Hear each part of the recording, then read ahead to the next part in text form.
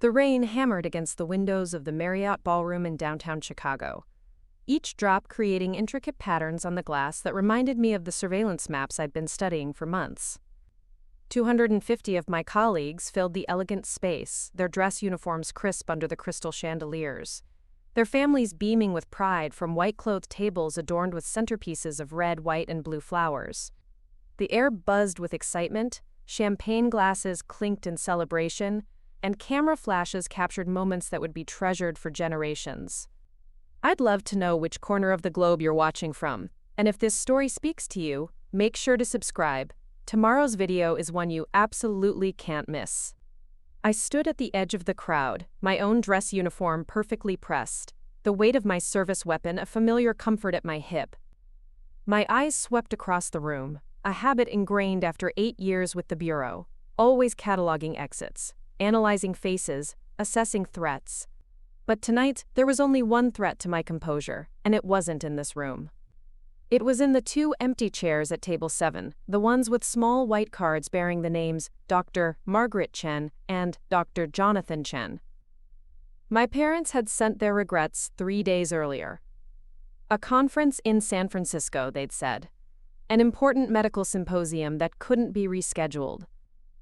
Dr. Margaret Chen, renowned cardiologist at Northwestern Memorial Hospital, and Dr. Jonathan Chen, chief of neurosurgery at the same institution. Power couple. Medical royalty. Parents who had raised 3 children with the unwavering expectation that we would follow in their prestigious footsteps.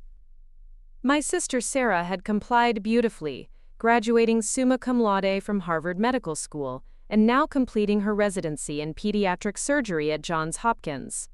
My brother David had exceeded even their highest expectations, earning his MD-PhD from Stanford and publishing groundbreaking research in oncology before his 30th birthday. And then there was me.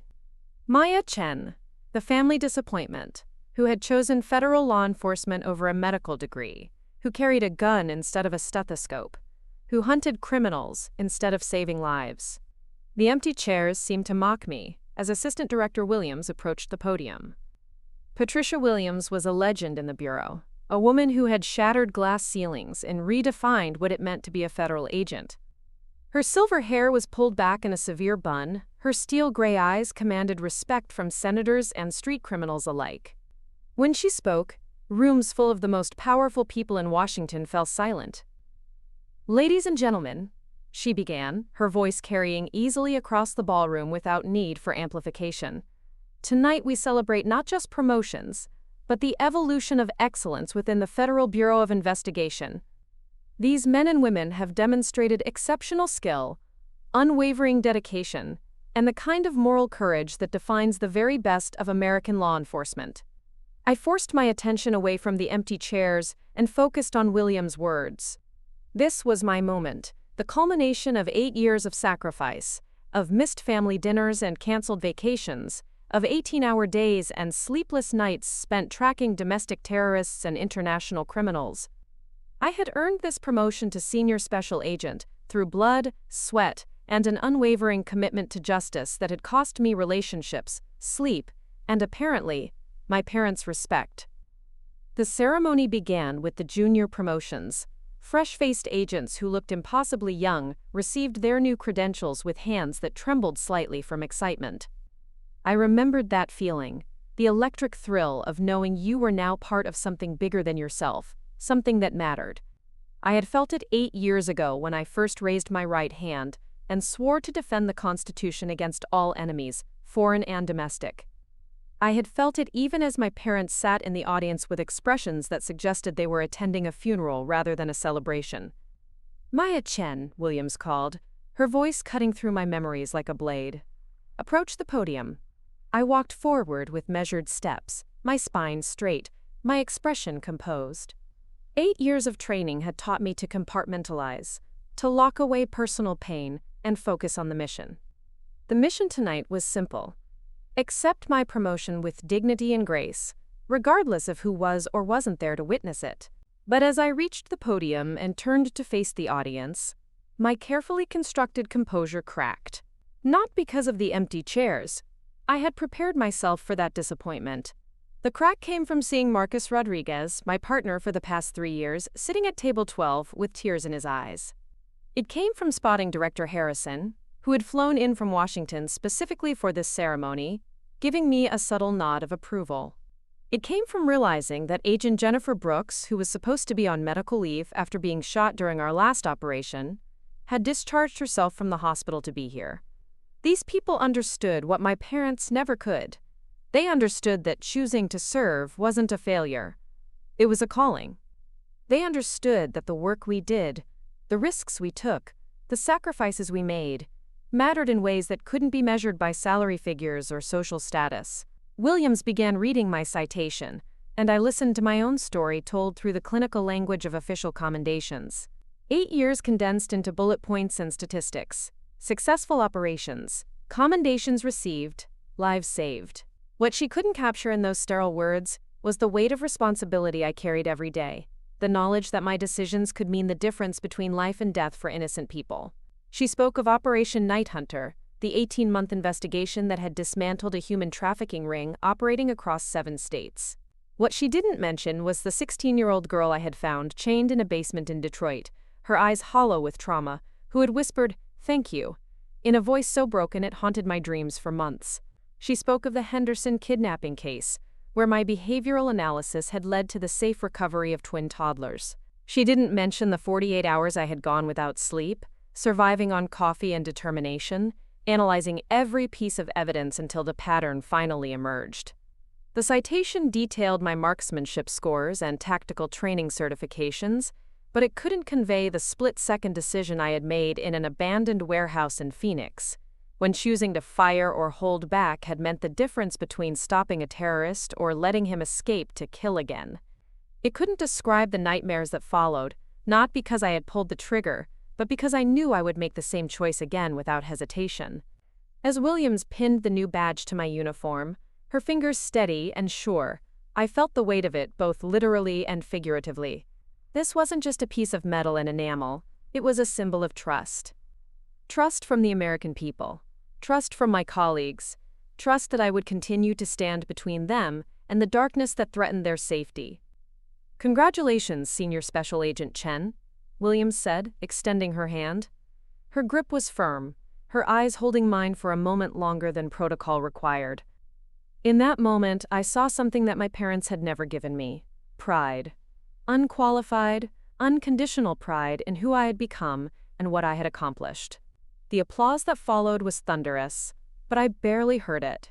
My eyes had found table 7 again, those 2 empty chairs that represented 8 years of disappointment and disapproval. My parents, who had given me life and opportunity and education, couldn't see past their own narrow definition of success to recognize that their daughter had found her purpose. Dr. Margaret Chen, who had saved hundreds of hearts, couldn't understand why her daughter had chosen to catch the people who broke them. Dr. Jonathan Chen, who had dedicated his career to healing minds, couldn't comprehend why his daughter preferred to understand the criminal ones. To them, I was still the rebellious child who had thrown away a guaranteed acceptance to medical school to chase what they saw as a juvenile fantasy of being a federal agent. But as I walked back to my table, accepting congratulations and handshakes from colleagues who understood the true value of what we did, I realized something profound. I didn't need their validation anymore. I had spent 8 years trying to prove myself worthy of their approval, trying to bridge the gap between their expectations and my reality. Tonight, standing in that ballroom surrounded by the finest law enforcement professionals in the country, I understood that the gap wasn't mine to bridge. The reception continued around me, a blur of conversations about past operations and future assignments. Agent Rodriguez approached with 2 glasses of champagne, his weathered face split by a grin that made him look 20 years younger. "To Senior Special Agent Chen," he said, raising his glass. "The finest partner I've ever had the privilege to work with." We clinked glasses, and I allowed myself a moment of genuine happiness. Marcus had been with the Bureau for 15 years before we were paired together. He had seen agents come and go, had worked with the best and the worst. His opinion meant more to me than any medical journal publication or hospital board appointment ever could. "You know," he said, lowering his voice conspiratorially, I heard through the grapevine that someone from the White House was asking about you specifically, asking about your background, your case record, your psychological evaluations. I raised an eyebrow. White House inquiries weren't uncommon. They regularly requested background information on agents for various security clearances and special assignments. But the timing seemed significant. Any idea what it's about? I asked. Marcus shrugged, but his eyes twinkled with barely contained excitement. Could be anything. Could be nothing. But word is, they're looking for someone with your particular skill set. Someone with experience in domestic terrorism, behavioral analysis, and, he paused dramatically, someone with an impeccable record and unquestioned loyalty. Before I could respond, Director Harrison appeared at my elbow. At 55, he was a man who commanded attention simply by entering a room. His silver hair was perfectly styled, his suit impeccably tailored, but it was his eyes that truly defined him. Intelligent, calculating, and absolutely ruthless when it came to protecting American interests. "Agent Chen," he said, his deep voice cutting through the ambient noise of the reception. "Congratulations on your promotion. Well deserved." "Thank you, sir. I'm honored to have your confidence." He nodded, then glanced around the room with the casual surveillance habits that never left people in our profession. "Walk with me," he said, and it wasn't a request. We moved toward the floor-to-ceiling windows that overlooked Michigan Avenue. The rain had intensified, turning the city lights into abstract paintings on the glass. Below us, traffic moved in orderly patterns, people going about their evening routines, blissfully unaware of the dangers that men and women like us worked tirelessly to prevent. "Your parents didn't make it tonight," Harrison observed, his tone carefully neutral. "No, sir. Prior commitment." A lot of love and effort went into bringing this story to life. If you're enjoying it, we'd be so grateful if you'd subscribe to our channel. Now, back to where we left off. He nodded slowly, as if this information confirmed something he already suspected. "Family can be complicated, Agent Chen. Sometimes the people who should support us most are the ones who understand us least." I remained silent, unsure where this conversation was heading. "I've been following your career with interest," he continued. "Your work on Operation Night Hunter was exceptional. Your psychological profile of the Henderson kidnapper showed remarkable insight. Your handling of the Phoenix situation demonstrated exactly the kind of judgment we need in senior positions." "Thank you, sir." He turned to face me fully, his expression becoming more serious. "I'm going to tell you something in confidence, Agent Chen. There are changes coming. Big changes. The threats we face are evolving, becoming more sophisticated, more dangerous. We need agents who can adapt, who can think beyond conventional parameters." The rain continued its assault on the windows, each drop seeming to underscore the gravity of his words. "In the coming weeks, you may be contacted about a special assignment, an assignment that would take you away from Chicago, away from traditional bureau operations. It would be challenging, demanding, and potentially dangerous. It would also be the kind of opportunity that defines careers." My pulse quickened, but I kept my expression neutral. "I serve at the pleasure of the bureau, sir." "Good answer." He smiled slightly, the first time I had seen any warmth in his expression. "Enjoy your promotion, Agent Chen. You've earned it. And remember, sometimes the people who matter most aren't the ones sitting in the audience. Sometimes they're the ones making decisions in rooms you haven't even entered yet." With that cryptic statement, he melted back into the crowd, leaving me standing by the window with my mind racing. A special assignment. Changes are coming. Contact from people making decisions in rooms I hadn't entered yet. As I watched the rain wash down the glass, distorting the city lights into brilliant streaks of color, I thought about the journey that had brought me to this moment. 8 years ago, I had walked away from a guaranteed future in medicine to pursue what my parents saw as a childish dream. Tonight, I stood as a senior special agent in the Federal Bureau of Investigation, respected by my peers, trusted by my superiors, and apparently noticed by people whose decisions shaped the direction of American security. The empty chairs at Table 7 no longer seemed like a symbol of failure. They seemed like a reminder that some people would never understand the path I had chosen, and that was their loss, not mine. I had found my purpose, my calling, my true family, among the men and women who shared my commitment to protecting others. But as I stood there, watching the storm rage outside while celebration continued behind me, I had no idea that the Special Assignment Director Harrison had hinted at would change everything. I had no idea that in just 72 hours my phone would ring with a call that would take me from the rain-soaked streets of Chicago to the most powerful address in America. I had no idea that my parents' absence from this promotion ceremony would soon seem like the smallest slight imaginable compared to what was coming. And I had no idea that the validation I had stopped seeking from them was about to arrive from a source so prestigious, so unquestionable, that even Dr. Margaret and Dr. Jonathan Chen would have no choice but to acknowledge what their daughter had truly become. The alarm shrieked at 5:47 a.m., pulling me from a dream about empty auditoriums and faceless crowds. My Chicago apartment was still dark, the October morning refusing to surrender to daylight. Coffee grounds scattered across my granite countertop as I fumbled through my morning routine, my mind still processing the events of the promotion ceremony 3 days earlier. The weight of the new badge in my credentials case felt heavier each time I looked at it. My phone buzzed against the kitchen island. Unknown number with a 202 area code. Washington, D.C. At this hour, it could only mean one thing: an emergency that required immediate federal response. I answered on the second ring, my voice already shifting into professional mode. Senior Special Agent Chen. Agent Chen, this is Deputy Chief of Staff Rebecca Morrison from the White House. Are you in a secure location to speak? The coffee mug slipped from my fingers, shattering against the hardwood floor in an explosion of ceramic and dark liquid. The White House. Not the Bureau calling about a case, not headquarters requesting a briefing, the actual White House. Yes, ma'am, I'm secure. Excellent. Agent Chen, I'm calling to inform you that your name has come to our attention for a position of critical national importance.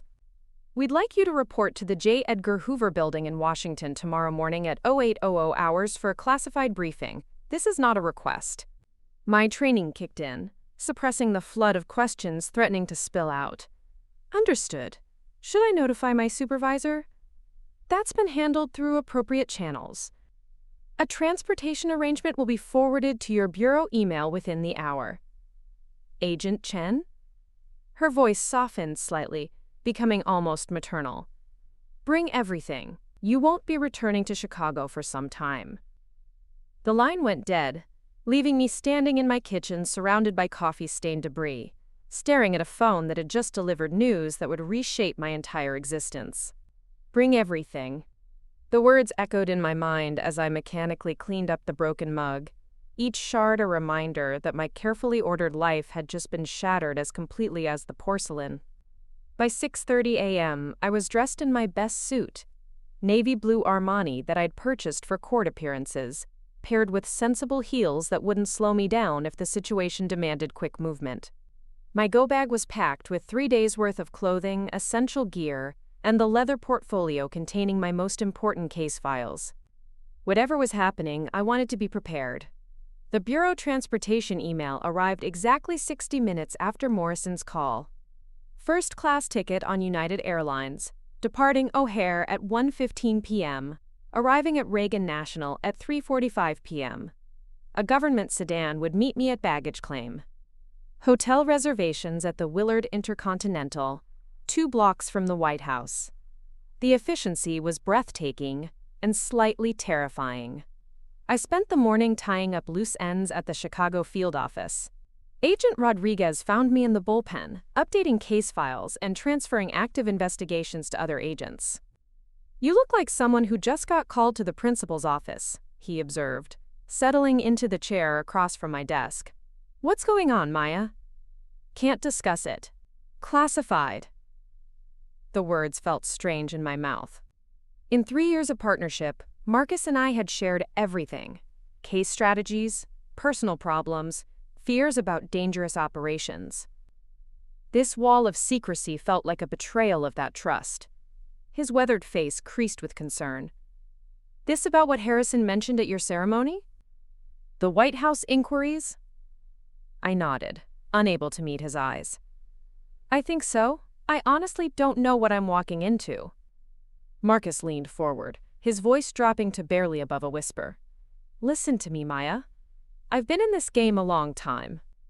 When the White House calls agents personally, it's never routine, it's never small. You're either being recruited for something extraordinary, or you're being set up to take a fall for something that went sideways.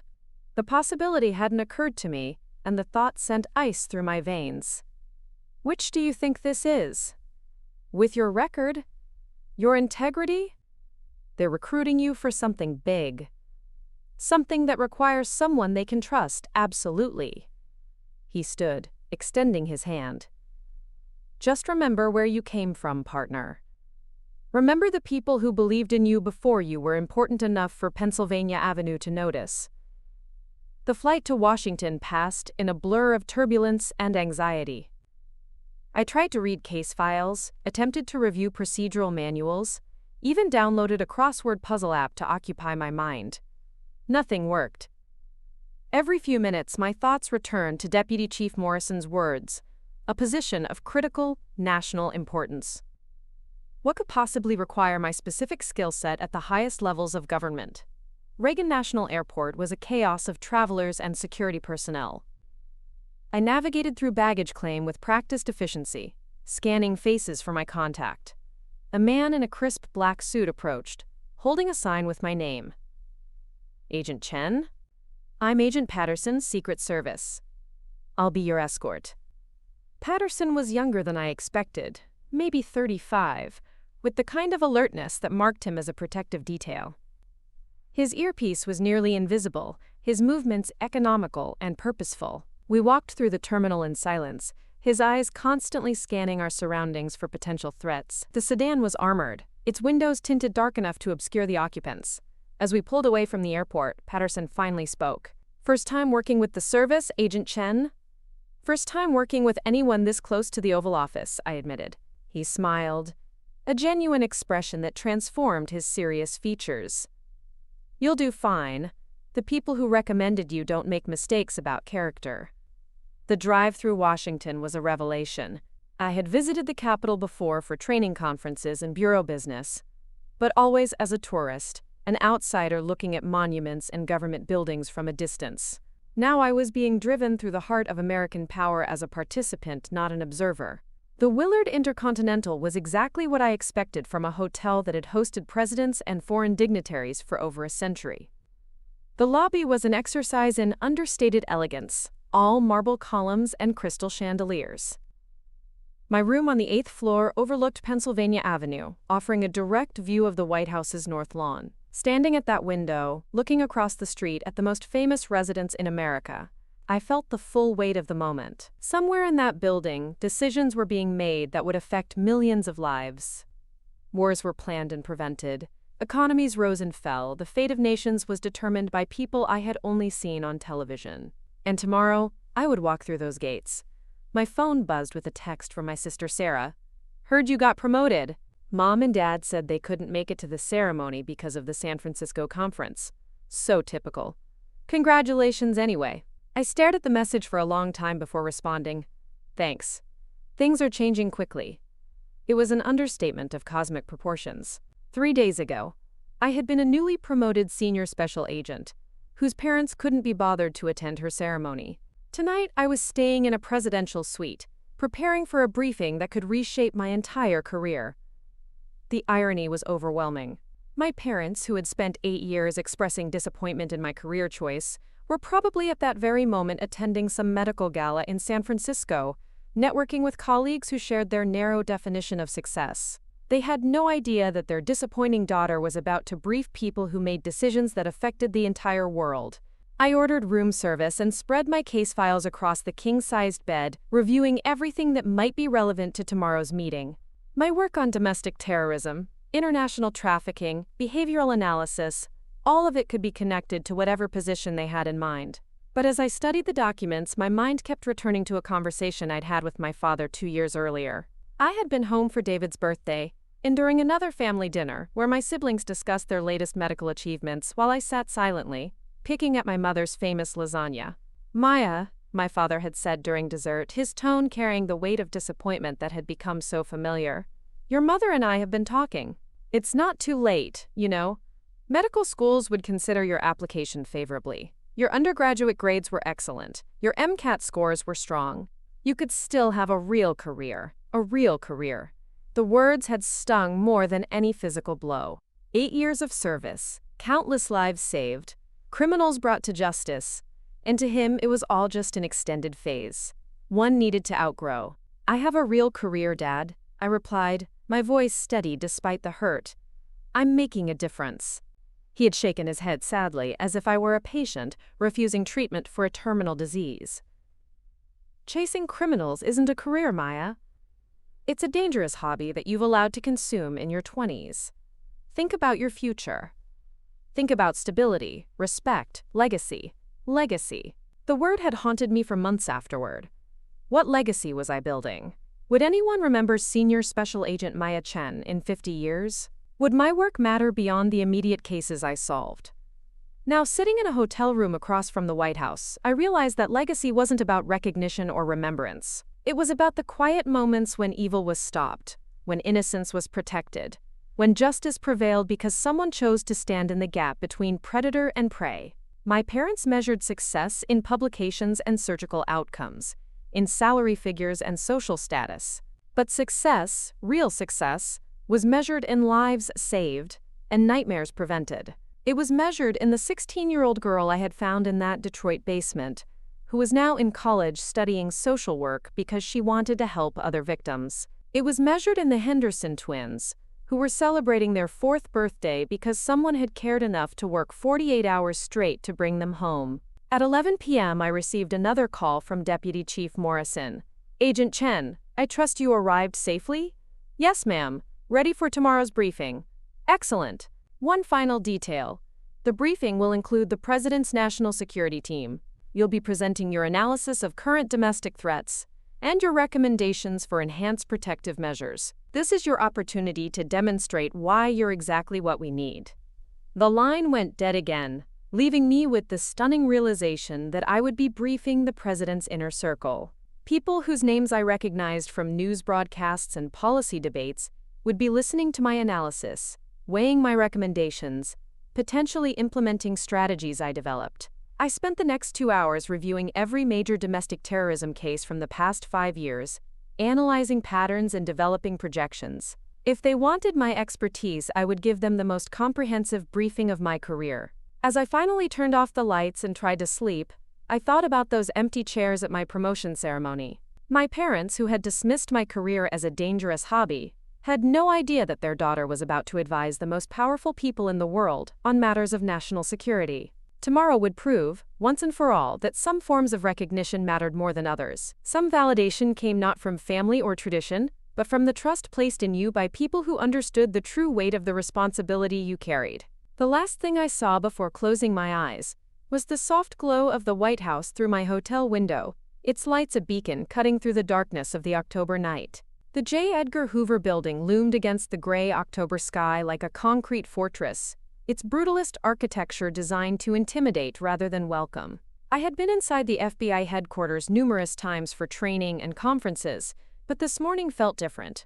Every step echoed with purpose, as Agent Patterson led me through security checkpoints that were more thorough than anything I had experienced, even during my initial background investigation 8 years ago. Special protocols today, Patterson explained as we waited for the 3rd elevator clearance. When national security briefings involve multiple agencies, everyone gets the full treatment. The elevator climbed to the 7th floor, stopping at the Strategic Information and Operations Center, a section of the building I had never accessed. The hallways here were different from the standard government beige I was accustomed to. Everything was darker, more sophisticated, with digital displays showing real-time threat assessments and global intelligence feeds. Deputy Chief Morrison was waiting in Conference Room Alpha, a space that looked more like a corporate boardroom than a government facility. Floor-to-ceiling windows offered a panoramic view of downtown Washington, while the conference table was surrounded by leather chairs that probably cost more than my monthly salary. Morrison herself was impressive, mid-40s, silver-streaked auburn hair pulled into a perfect chignon, wearing a charcoal suit that screamed power and competence. Agent Chen, punctual as expected. She stood to shake my hand, her grip firm and assessing. "Coffee? You're going to need it." "Please." I accepted the cup gratefully, noting the White House seal embossed on the porcelain. Even the coffee service was a reminder of where this briefing would ultimately lead. Morrison gestured to a chair at the head of the table. "Before we begin, I need to establish the classification level of everything you're about to hear. This briefing is classified top secret/SCI, compartmentalized under Special Access Program protocols. Do you understand the implications?" "Yes, ma'am. Information is restricted to individuals with specific clearance and need-to-know authorization." "Correct. What you learn today cannot be discussed with colleagues, supervisors, or family members. The penalties for unauthorized disclosure include federal prosecution and immediate termination of security clearance." She paused, studying my face. "Are you prepared to accept this level of responsibility?" "Absolutely." Morrison activated a tablet, and the room's smart displays came to life with maps, photographs, and data streams I didn't immediately recognize. "Agent Chen, what I'm about to share with you represents the convergence of multiple intelligence sources over the past 18 months.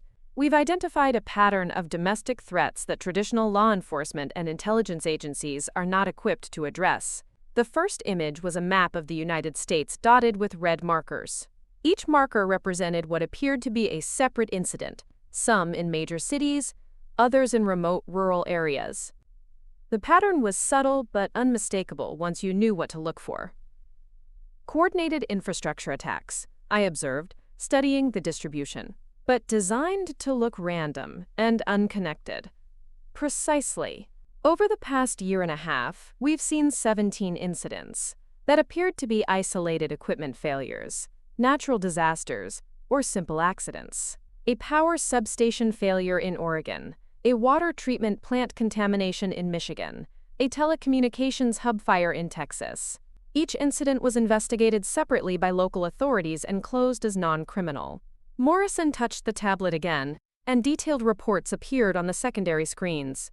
As I read through the incident summaries, a chill ran down my spine.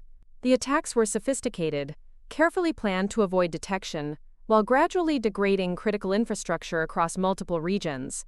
"But you found connections," I said, my analytical mind already processing the implications. "We have. And more importantly, we've identified the organization responsible." Morrison's expression hardened. "They call themselves the Constitutional Restoration Movement. On the surface, they appear to be a peaceful political advocacy group focused on states' rights and constitutional governance. In reality, they're a sophisticated domestic terrorist organization with cells in at least 12 states and financial backing from sources we're still investigating." The next series of images showed surveillance photographs of men and women who looked like ordinary Americans: teachers, mechanics, small business owners, retired military personnel. Nothing about their appearance suggested they were capable of the level of coordination and planning required for this type of operation. "Their ultimate objective," Morrison continued, "is to precipitate a national crisis severe enough to justify federal martial law, which they believe will trigger a popular uprising against the federal government. They're accelerating their timeline. Intelligence suggests they're planning something significant for the week before Thanksgiving, an attack designed to cause maximum disruption during the heaviest travel period of the year." I set down my coffee cup, my hand steadier than I felt. "What's the connection to my background? Why me specifically?" Morrison smiled, the first genuine warmth I had seen from her. "Agent Chen, you've built a reputation as one of the Bureau's most effective behavioral analysts when it comes to domestic extremist groups. Your psychological profiles of the subjects in Operation Night Hunter were so accurate they seemed prescient. More importantly, you've demonstrated the ability to think like these people without becoming sympathetic to their cause." She pulled up another display showing my case files and performance evaluations spanning the past 5 years. Every major success was documented, along with psychological assessments that painted a picture of an agent capable of maintaining objectivity under extreme pressure. The constitutional restoration movement has identified law enforcement personnel who might be sympathetic to their cause, Morrison explained. They've attempted to recruit federal agents, local police officers, even military personnel. Their recruitment process is sophisticated. They target individuals who express frustration with federal oversight, who have personal grievances against the system, who might be vulnerable to ideological manipulation. The implication hit me like a physical blow. They've tried to recruit me. Not yet, but our intelligence suggests you're on their list. Your background makes you an attractive target, exemplary service record, but with documented family conflicts that could be exploited. They've researched your parents' disapproval of your career choice, your lack of romantic relationships, your tendency to work long hours alone. In their assessment, you're a dedicated agent who might be feeling unappreciated and isolated. I felt exposed, violated by the idea that terrorists had been analyzing my personal life, looking for weaknesses they could exploit. How detailed is their information? Detailed enough to be concerning. They know about your promotion ceremony. They know your parents didn't attend. They've identified you as someone who might be receptive to a message about federal agencies that don't properly value their most dedicated personnel. Morrison activated another screen showing intercepts of digital communications. The messages were carefully coded, but the intent was clear. The constitutional restoration movement was preparing to approach me with an offer that would seem too good to refuse. This is where you come in, Agent Chen. We need someone they want to recruit, someone whose background makes them believable as a potential turncoat. We need you to go undercover. The words hung in the air like a challenge. Undercover work with domestic terrorists was among the most dangerous assignments in federal law enforcement. Unlike international operations, where agents could create entirely fictional identities, domestic undercover work required using your real background, your actual grievances, your genuine emotions as cover for deception. The operation would require you to resign from the Bureau publicly, Morrison continued. Your resignation would be accompanied by carefully leaked stories about your disillusionment with federal law enforcement, your frustration with lack of recognition, your growing skepticism about federal overreach. You would relocate to Montana, where the movement has a significant presence, and wait for them to make contact. I studied the maps and photographs spread across the displays, my mind already calculating the risks and requirements. Timeline? We need your decision today. If you accept the assignment, your resignation would be announced Monday. You'd relocate to Montana by the end of next week. Based on our intelligence about their recruitment protocols, first contact should occur within 30 days. And if I refuse, Morrison's expression became unreadable. Then we'll find another agent. Though I'll be honest, there's no one else in the Bureau with your specific combination of skills and background circumstances. The operation would be significantly more difficult with anyone else. I stood and walked to the windows, looking out at the city where I had spent the past 3 days having my entire worldview shifted. Below, ordinary people were going about their daily routines, unaware that domestic terrorists were planning attacks designed to shatter their faith in the institutions that protected them. Agent Chen, Morrison said softly, I know this is an enormous decision. You'd be giving up everything you've built with the Bureau, at least publicly. Your family would believe you had failed, quit in disgrace. Your colleagues would think you had broken under pressure. You'd be completely alone, with only a handful of people knowing the truth about your sacrifice. The irony was breathtaking. My parents had spent 8 years believing I had chosen a career that would never bring me recognition or respect. Now I was being asked to sacrifice even that limited recognition, to accept public humiliation and professional disgrace, all in service of protecting the country they loved but the work they had never understood. What kind of support would I have? I asked. Minimal, by necessity. A single handler you'd contact monthly through secure protocols. Emergency extraction procedures, but using them would compromise the operation. For all practical purposes, you'd be completely on your own until we had enough evidence to bring down the entire network. I thought about Marcus Rodriguez, who had believed in me when others doubted. I thought about the 16-year-old girl in Detroit, who was alive because agents like me were willing to do whatever was necessary to protect the innocent.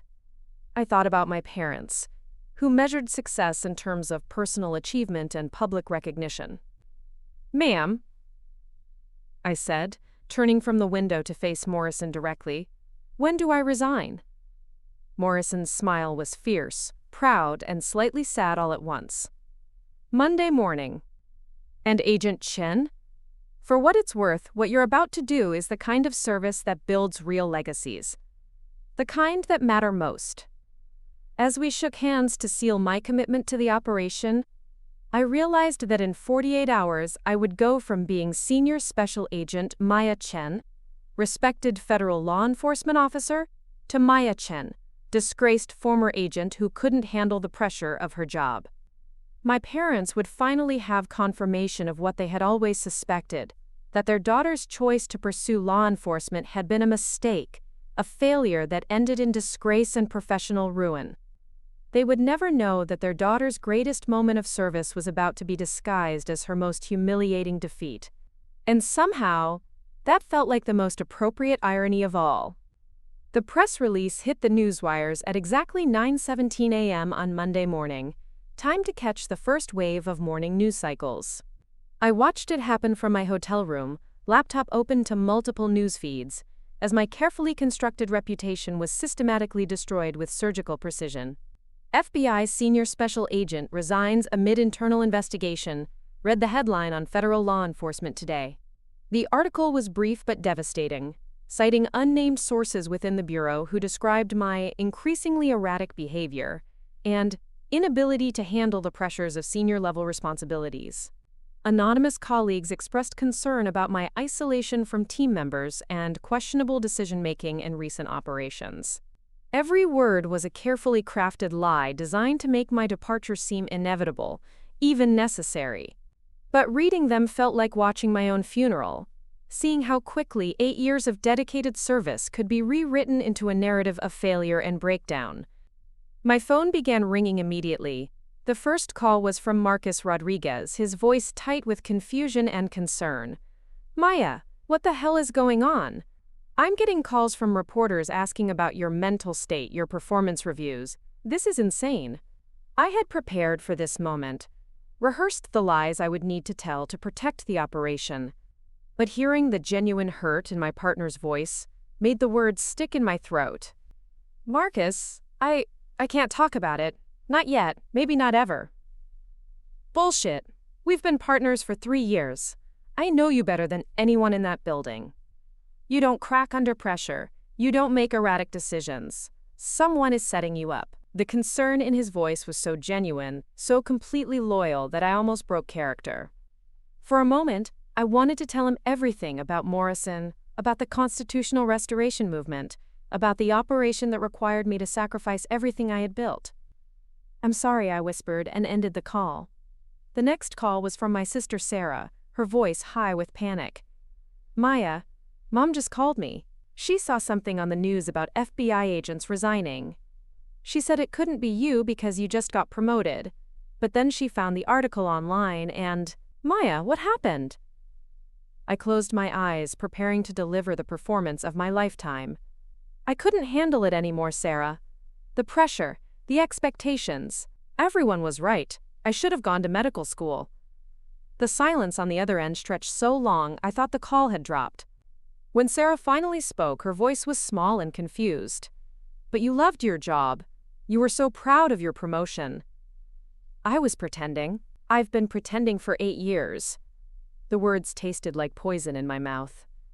I need to figure out what comes next. After ending the call with Sarah, I sat in the hotel room's overwhelming silence, staring at my reflection in the dark television screen. In 3 hours, I had gone from being Senior Special Agent Maya Chen to being Maya Chen, failed federal employee who couldn't handle the job she had fought so hard to get. The irony was suffocating. My parents had spent years telling me I had chosen the wrong career, that I lacked the fortitude for real responsibility. Now the entire world would believe they had been right all along. My secure phone buzzed with a message from Morrison. "Transportation to Montana leaves at 1,400 hours. New identity documents in hotel safe. Destroy all bureau credentials and personal items.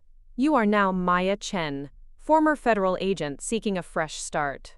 The Montana safe house was a modest ranch home outside Kalispell, surrounded by 40 acres of pine forests and mountain views that would have been breathtaking under different circumstances. The nearest neighbor was 3 miles away, the perfect isolation for someone supposedly running from the wreckage of her former life. The house came furnished with the belongings of a woman whose cover story matched my new reality. Bank statements showing a modest severance package from consulting work in Chicago.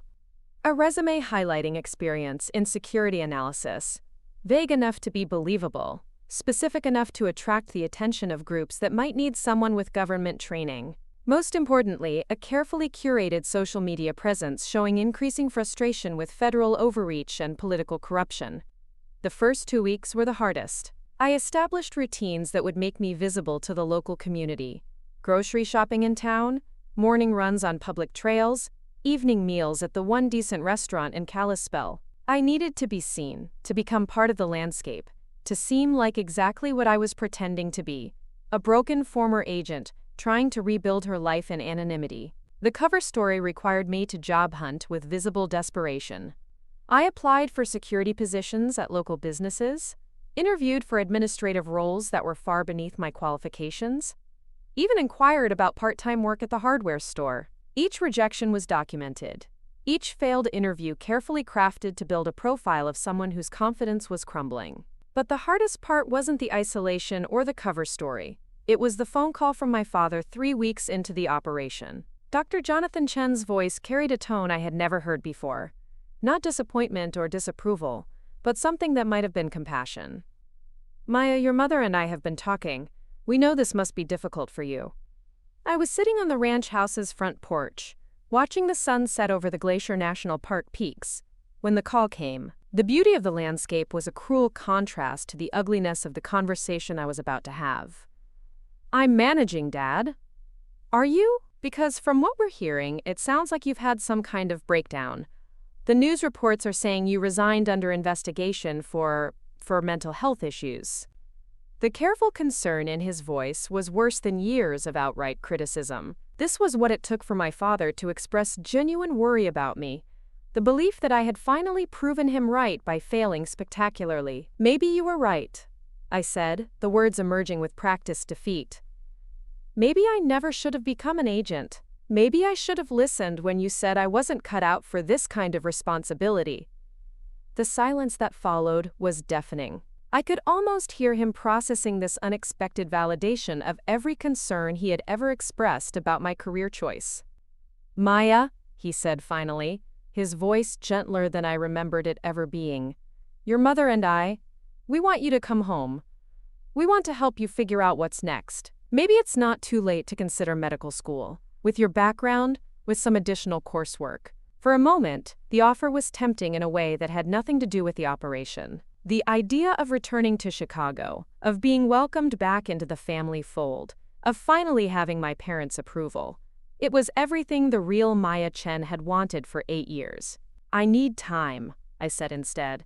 "I need to figure out who I am when I'm not trying to be someone I'm not." "Of course. But Maya, we love you. We've always loved you, even when we didn't understand your choices. And if you're ready to make different choices now, we'll support you completely." The call ended with promises to stay in touch, with my father's reassurances that there was no shame in recognizing when you had chosen the wrong path. As I sat in the growing darkness, listening to the Montana wind through the pines, I realized that the cruelest part of the operation wasn't the professional isolation or the physical danger. It was that my parents' love and support had finally arrived at the exact moment when I couldn't accept it without compromising everything I was working to protect. The breakthrough came on a Tuesday morning in my 4th week in Montana. I was at the Kalispell Public Library, using their computer terminals to continue my fake job search, when a man approached my table. He was mid-40s, wearing work clothes and a baseball cap, with calloused hands that suggested manual labor. "Excuse me," he said, his voice carrying a slight southern accent. "Aren't you Maya Chen? I think we have some mutual friends." Every muscle in my body tensed, but I kept my expression neutral. "I'm sorry, I don't think we've met." "Name's Tom Brennan. I heard through the grapevine that you might be looking for work." The kind of work that appreciates people with your particular background and recent disillusionment with federal service. The contact had been made. 4 weeks of careful positioning, of building a cover story, of sacrificing my reputation and my family's respect, had finally led to this moment. Tom Brennan was almost certainly a recruiter for the constitutional restoration movement, and he was offering me exactly what Morrison had predicted they would. "I'm listening," I said, my voice carrying just the right note of cautious interest. "Why don't we continue this conversation somewhere more private? I know a place where we can talk freely about opportunities for people who understand that sometimes the system you've served doesn't deserve your loyalty." As I followed Tom Brennan out of the library toward his pickup truck, I thought about Deputy Chief Morrison's warning that I would be completely on my own until the operation was complete. No backup, no immediate support, no safety net beyond my own training and instincts. But I also thought about the infrastructure attacks the constitutional restoration movement was planning, about the innocent people who would suffer if their Thanksgiving operation succeeded, about the oath I had taken to defend the Constitution against all enemies, foreign and domestic. My parents believed their daughter had finally admitted defeat and was coming home in disgrace. The world believed Maya Chen had cracked under pressure and abandoned the career she wasn't strong enough to handle. Only I knew that Maya Chen was about to begin the most important mission of her life, one that would require her to betray every principle of honor and loyalty she had ever held sacred, except the one that mattered most. Tom Brennan's truck was a well-maintained Ford F-150 with Montana plates and enough mud on the wheels to suggest regular use on backcountry roads. The interior smelled of coffee, leather, and gun oil, a combination that would have been comforting under different circumstances. As we drove through Kalispell's modest downtown past gift shops selling tourist trinkets and restaurants advertising huckleberry pie, I reminded myself that the man beside me was likely a domestic terrorist. "Nice country out here," Brennan observed, his tone conversational as we turned onto a gravel road heading into the foothills. "Peaceful. Reminds you of what America used to be like before the federal government decided it knew better than local communities, how to run their own affairs." I nodded, letting my expression show interest without enthusiasm. The key to successful undercover work was to let the subject convince themselves you were sympathetic, rather than overselling your own position. "It's definitely different from Chicago," I replied. "Quieter. Less. Complicated." "Complicated?" Brennan chuckled, but there was no humor in the sound. "That's one way to describe what the feds have done to this country. Tell me, Maya. Okay if I call you Maya? What made you decide to leave the Bureau?" The question was casual, but I recognized it as the first real test. Everything Morrison and I had planned led to this moment, this carefully crafted response that would either open doors or end the operation before it truly began. "I spent 8 years believing I was serving something bigger than myself," I said, letting real emotion creep into my voice. "Believing that the work mattered, that we were protecting people, upholding justice. But after a while, you start to see the patterns. You start to realize that justice isn't blind. It's just nearsighted, and it only sees what the political appointees want it to see." Brennan glanced at me with new interest. "What kind of patterns?" "Cases that got buried because they were politically inconvenient. Operations that were shut down because they might embarrass the wrong people. Good agents passed over for promotion because they weren't willing to play the game." I paused, staring out at the pine forest rushing past the passenger window. I finally realized I was serving an institution that had forgotten why it existed in the first place. Must have been hard, coming to that realization after so many years. It was devastating. The honesty in my voice was genuine, even if the reasons behind it were fabricated. Everything I thought I knew about my purpose, my identity, it all crumbled. My family always said I was naive for believing in federal service. Turns out they were right. Brennan pulled the truck onto a smaller dirt road that wound deeper into the mountains. The route was deliberately circuitous, designed to disorient anyone who might be following standard operational security for a clandestine meeting. "Your family wasn't supportive of your career choice?" "My parents are both doctors. They see the world in terms of concrete results, lives saved, procedures completed, research published. To them, law enforcement was always just an expensive way for the government to justify its own existence. They tolerated my choice as long as I was successful, but when I resigned, I let the sentence trail off, allowing Brennan to fill in the implications. They said I told you so. In so many words, yes. The truck finally stopped at a hunting cabin tucked into a grove of aspens, their leaves golden in the afternoon light. The building was rustic but well-maintained, with solar panels on the roof and a satellite dish that suggested sophisticated communication capabilities. Through the windows, I could see at least 3 other people inside. "Maya," Brennan said, turning to face me with sudden seriousness, "what I'm about to show you, the people you're about to meet, this isn't a game. These are patriots who have made serious commitments to defending the Constitution against enemies both foreign and domestic. If you're not ready for that level of commitment, if you're just looking for a job or trying to work through your anger at the Bureau, this isn't the place for you." I met his gaze steadily. "Tom, I didn't resign from the FBI because I was angry. I resigned because I realized I had sworn an oath to defend the Constitution, and the institution I was serving had become one of its greatest threats. If there are people out there who understand that, who are willing to do something about it, then yes, I'm ready for that level of commitment."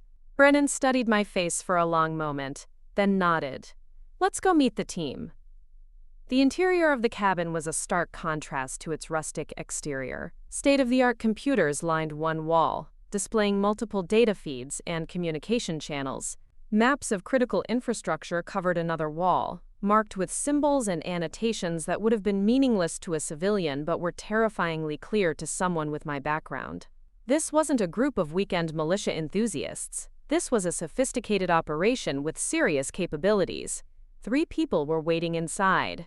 The first was a woman in her 30s with short blonde hair and the kind of lean build that suggested military training. She introduced herself as Karen Phillips, former Army intelligence specialist. The second was an older man named Robert Hayes, whose weathered hands and careful movements marked him as someone comfortable with explosives. The third was younger, maybe 25, with the pale complexion and thick glasses of someone who spent most of his time behind computer screens. He was introduced simply as Tech. "Maya Chin," Phillips said, extending her hand. "Tom's told us about your background. Former Bureau. Recently resigned under less than ideal circumstances. That's one way to put it. We've done our research," she continued, her tone matter of fact. "Your case record is impressive, especially your work on domestic terrorism investigations. Your psychological profiles were used to identify and capture some seriously dangerous people." The compliment was obviously intended to test my reaction. A genuine turncoat might be flattered by recognition of past achievements. A federal agent would be suspicious of how much intelligence they had gathered about her background. "Those investigations taught me a lot about how people become radicalized," I replied carefully. "They also taught me that the label terrorist depends entirely on which side you're on. The government has no problem with political violence when it serves their purposes." Hayes spoke for the first time, his voice gravelly from years of cigarettes. "What's your opinion of the federal government's constitutional authority?" The question was clearly an ideological litmus test. I drew on months of research into constitutional extremist rhetoric, mixing genuine legal knowledge with the kind of selective interpretation that characterized these groups. "The Constitution established a federal government with strictly limited powers," I began. "Everything not explicitly granted to the federal government was reserved to the states and the people. But over the past century, Washington has systematically ignored those limitations, creating agencies and assuming authorities that have no constitutional basis. The FBI, the ATF, the Department of Education, none of these have legitimate constitutional foundations." Phillips and Hayes exchanged glances. I was hitting the right notes, demonstrating familiarity with their worldview without seeming rehearsed. "And what do you think should be done about that?" Phillips asked. This was the crucial moment. Too little enthusiasm would mark me as unreliable. Too much would seem suspicious. "I think sometimes a system becomes so corrupted that it can't be reformed from within," I said slowly. "Sometimes the only way to restore constitutional government is to force a crisis that exposes the federal government's illegitimacy to the American people." "Interesting perspective," Hayes murmured. "Tell me, Maya, have you ever considered what such a crisis might look like?"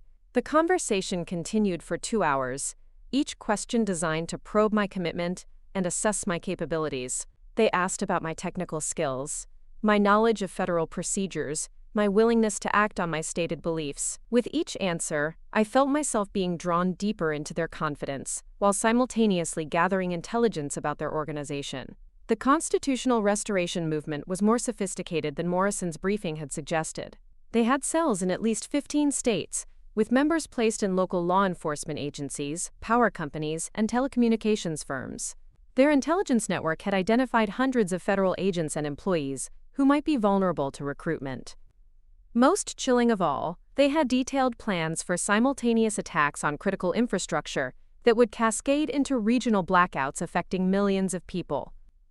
"The operation we're planning for Thanksgiving week," Phillips explained as the meeting drew to a close, "will demonstrate to the American people that their federal government can't protect them from determined patriots. When the lights go out across the Northeast, when communication networks fail, when emergency services are overwhelmed, people will realize that Washington's promises of security are hollow." "And then?" I asked. "Then, they'll be ready to listen to alternative solutions. Ready to consider that maybe the Founding Fathers had the right idea about limiting federal power."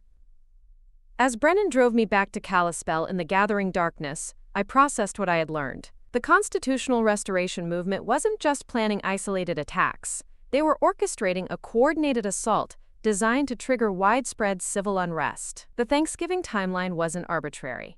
They had calculated that the holiday travel period would maximize chaos and minimize the government's ability to respond effectively. "So what do you think?" Brennan asked as we reached the outskirts of town. "I think you've found your woman," I replied, meaning it in ways he couldn't possibly understand.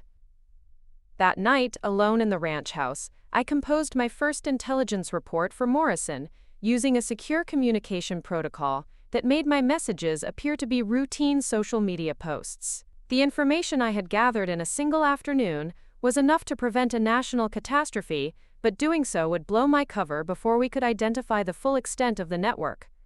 Instead, I prepared for the next phase of the operation, proving myself valuable enough to the constitutional restoration movement that they would trust me with operational details, while gathering evidence that would allow federal authorities to dismantle the entire organization. As I stared out at the Montana stars, brilliant in the clear mountain air, I thought about my parents back in Chicago, probably discussing their daughter's tragic career collapse over dinner.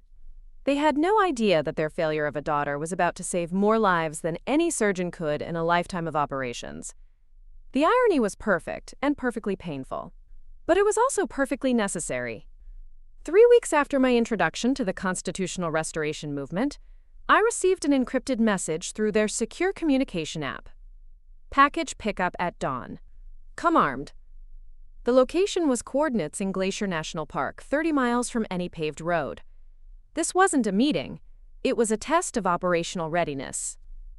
I arrived at the designated coordinates as the first light crested the mountain peaks, my breath forming clouds in the November air. The temperature had dropped to 15 degrees overnight, and frost covered everything with a crystalline shell that crunched under my boots. I had traded my bureau-issued Glock for a civilian Springfield XD9, purchased legally under my real name to maintain the fiction that Maya Chen was exactly who she appeared to be. Karen Phillips emerged from behind a stand of evergreens, moving with the silent precision of someone who had spent years conducting operations in hostile territory. She was dressed in hunting camouflage and carried a military-grade pack that suggested this exercise would be more than a simple equipment transfer. "Maya, glad you could make it." She handed me a topographical map marked with a route through the backcountry. "We're conducting a field test of operational capabilities. Your mission is to reach this location." She pointed to a circle drawn in red ink. "Retrieve a package and return to base camp without being detected by our security team." The marked location was 8 miles through rough terrain, across 2 mountain ridges and a valley that would be a nightmare to navigate in current weather conditions. More concerning was the phrase, "without being detected." This wasn't just a hiking exercise, it was a combat simulation. "Security team?" I asked. 3 of our most experienced operators, armed with non-lethal training weapons, but authorized to treat any contact as a mission failure. They have radio communication and night vision equipment. You have what you're carrying and whatever fieldcraft you learned in federal training. Phillips handed me a ruggedized GPS device and a radio set to emergency frequencies only. Mission clock starts now. You have 12 hours to complete the objective and return. Any questions? Just one. What happens if I fail? Her smile was as cold as the mountain air. Then we reconsider whether you're the right fit for upcoming operations. The implicit threat was clear. This wasn't just a test of my tactical abilities. It was a test of my commitment to the movement. Failure would mean losing access to intelligence about their Thanksgiving operation, which was now less than 2 weeks away. I studied the map, identifying potential routes and hazards. The direct path would take me through a valley that offered excellent fields of fire for anyone positioned on the ridgelines. The longer route would add 4 miles but provide better concealment. In conditions like these, the smart play was to prioritize stealth over speed. Understood. I'll see you in 12 hours. The first 3 miles were a steady climb through dense forest, the kind of terrain that muffled sound and provided natural camouflage. I moved carefully, stopping frequently to listen for signs of the security team. My bureau training had included survival and evasion courses, but those had been conducted in Virginia forests, not the unforgiving landscape of northwestern Montana in November. By mid-morning, I had reached the first ridge and could see down into the valley where I needed to cross. Through my binoculars, I spotted movement near the valley floor, at least 2 figures positioned to cover the obvious crossing points. The security team was already in place, waiting for me to make the predictable mistake of taking the direct route. Instead, I spent an hour working my way along the ridgeline to a position where a steep ravine offered concealed access to the valley. The descent was treacherous, loose rocks threatening to give way with each step, but it brought me down behind the security team's established positions. The package retrieval site was a hollow tree marked with reflective tape, hidden well enough that finding it required precise navigation. Inside was a waterproof case containing documents that appeared to be blueprints for electrical substations in 3 major cities. Even in the context of a training exercise, the level of detail was disturbing. These weren't generic diagrams. They were specific architectural plans that could only have been obtained through inside sources. The return journey proved more challenging than the infiltration. The security team had repositioned after realizing I had bypassed their initial setup, and I could hear radio chatter echoing off the mountain faces as they coordinated their search. Twice I had to take cover and wait motionless while armed figures passed within 50 yards of my position. The final mile was a nightmare of exhaustion and paranoia. My water had partially frozen despite insulation. My feet were numb inside my boots, and every shadow seemed to hide a potential threat. But years of physical conditioning and tactical training carried me through, and I reached the base camp coordinates exactly 11 hours and 23 minutes after departure. Phillips was waiting with a thermos of coffee and an expression that might have been approval. Impressive work. The security team lost your trail completely after the valley crossing. They're still out there looking for you. She examined the package I had retrieved, nodding satisfaction at its intact condition. These are the kind of skills we need for operational success. People who can think tactically, who can adapt to unexpected circumstances, who can complete a mission, regardless of conditions. What kind of missions are we talking about? I asked, accepting the coffee gratefully. Missions that require someone with federal training but without federal loyalties. Someone who understands government security procedures but isn't bound by government limitations. Phillips folded the map and secured it in her pack. Maya, what I'm about to tell you is compartmentalized information. Only 5 people in the movement know the full scope of our Thanksgiving operation. The moment I had been working toward for 2 months was finally arriving. Phillips was about to reveal operational details that would allow federal authorities to prevent a national catastrophe. Our target isn't just infrastructure disruption, she continued. That's phase 1, designed to create confusion and overwhelm emergency response capabilities. Phase 2 is direct action against the federal facilities that coordinate disaster response. My blood went cold. What kind of direct action? We have intelligence about a classified meeting scheduled for Thanksgiving morning at the FEMA regional headquarters in Boston. Senior officials from Homeland Security, FBI, and FEMA will be present to coordinate response to winter storm preparations. What they don't know is that we've been monitoring their communications for months. Phillips pulled out a tablet showing surveillance photographs of the FEMA facility, including floor plans and security assessments. While they're dealing with coordinated infrastructure failures across the Northeast, a specialized team will infiltrate the facility and document evidence of federal overreach, constitutional violations, and coordination with foreign intelligence services. Evidence that may not actually exist, I said carefully. Evidence that will be found regardless of whether it exists, Phillips corrected. The American people need to understand that their federal government has become a tool of globalist interests, and sometimes education requires dramatic demonstration. The plan was horrifying in its sophistication. Create a crisis through infrastructure attacks, then exploit the government's response by manufacturing evidence of federal conspiracy. The resulting videos and documents would be released through social media during the chaos, designed to trigger civil unrest just as emergency services were already overwhelmed. What's my role in this operation? I asked. Your federal training makes you ideal for the infiltration team. You understand government security procedures. You can move through federal facilities without raising suspicion. And your recent resignation gives you plausible motivation for participating in actions against your former employer. Phillips stood, shouldering her pack. We have one more field exercise scheduled for next week, then final operational briefings. The team departs for Boston on November 26th, 2 days before Thanksgiving. Are you prepared for that level of commitment? I met her gaze with an expression of determination that was completely genuine, even if my actual commitment was to stopping rather than enabling their operation. I've spent 8 years serving an institution that betrayed everything I believed in. If there's a chance to expose that betrayal to the American people, then yes, I'm ready. The drive back to Kalispell passed in contemplative silence. Phillips had just revealed enough operational detail to allow federal authorities to prevent both the infrastructure attacks and the FEMA facility infiltration. But extracting that intelligence would require ending my undercover role, and I still didn't have complete information about all the cells involved in the operation. That evening, I composed another coded report for Morrison, detailing everything I had learned while requesting guidance about timing for the takedown. The response came 12 hours later, embedded in what appeared to be a routine email about hiking equipment sales. Continue gathering intelligence. Extraction authorized only when the full network is mapped. The message meant I would remain undercover until the very last moment, gathering every possible detail about the constitutional restoration movement's capabilities and membership.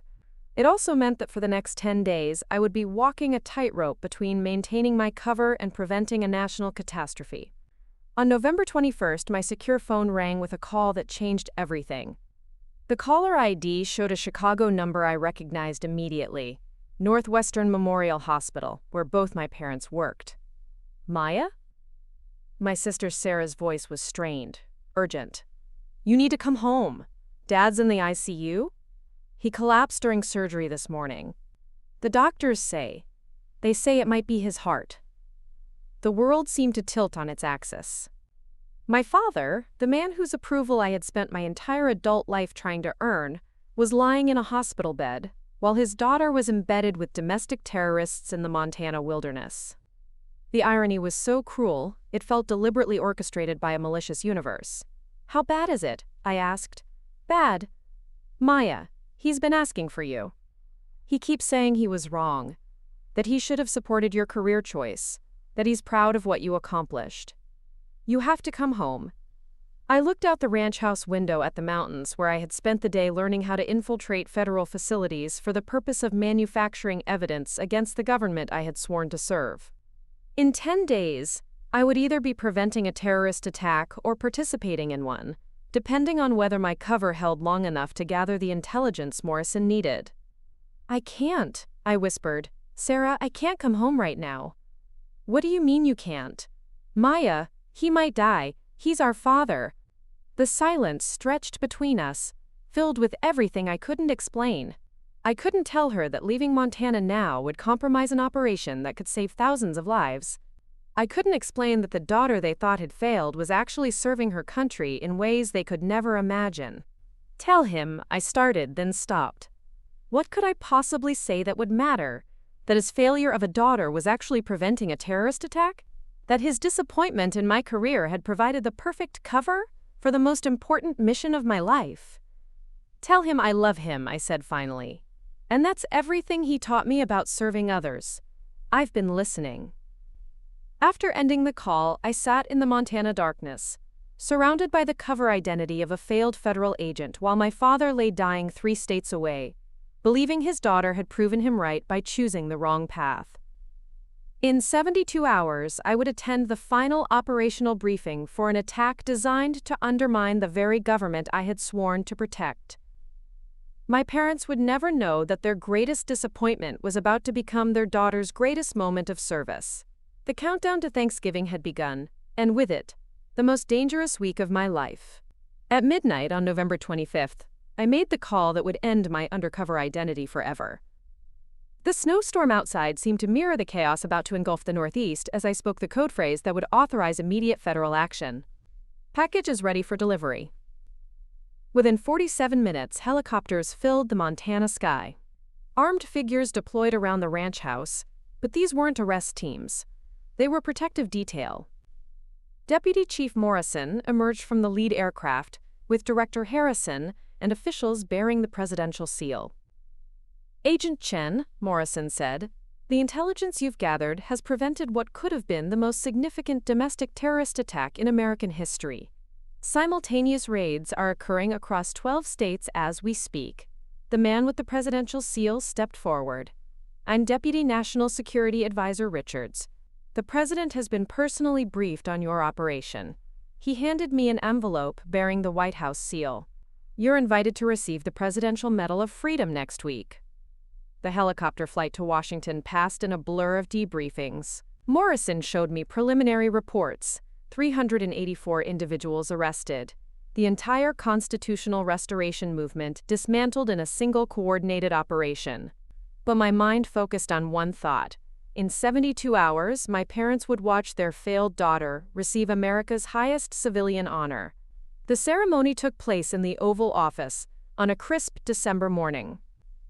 My parents arrived confused and overwhelmed, informed only that their daughter's resignation had been part of a classified operation and she was being honored for exceptional service. President Harrison stood behind the resolute desk as the citation read, "For extraordinary courage in preventing coordinated domestic terrorist attacks, threatening critical infrastructure and civilian lives across multiple states."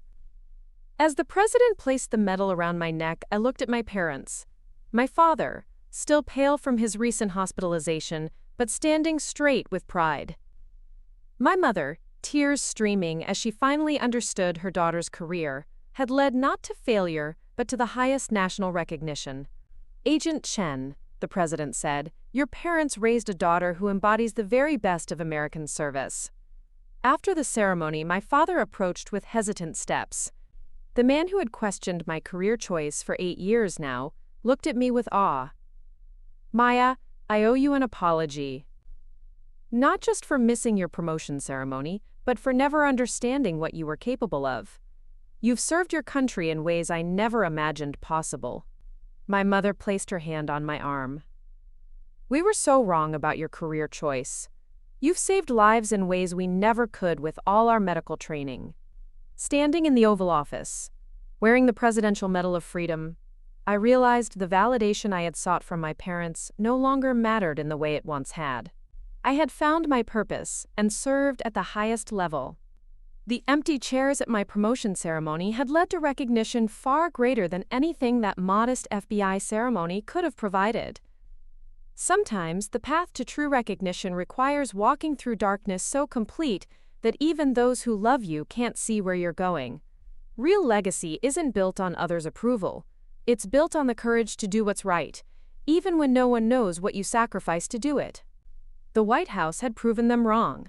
But more importantly, it proved Maya Chen had chosen exactly the right path all along. Looking for more? We've got 2 amazing stories ready for you right on screen. If this one touched you, these are absolutely worth your time. Click to watch them now. And hey, subscribe and hit that bell to never miss our latest uploads.